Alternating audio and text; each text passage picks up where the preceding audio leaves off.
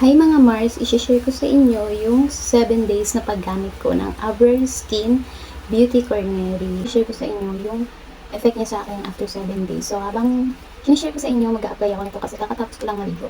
Yung soap nandun na sa CR, nagamit ko na rin kanina. So napansin ko dito mga Mars sa Abra, hindi siya matapang. Though noon, ginamit ko naman na to.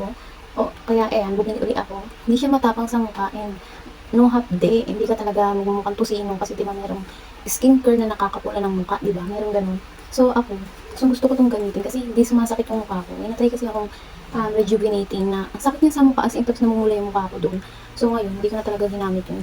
Buti na lang may stock na nito kasi ang tagal talaga magkaroon ng stock kasi nga laging sold out. Napakaganda kasi talaga ng benefits nito mga.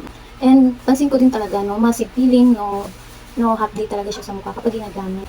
Naughty is ganda din mga Mars. So ayan dahil hapon ngayon, tanghali, ang ginamit ko is yung sunscreen.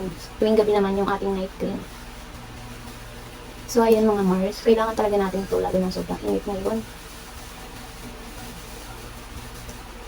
At mga Mars, ang kinagandahan pa dito is, ang ganda ng mga benefits niya, nakaka-white. Spot treatment, lines and wrinkles.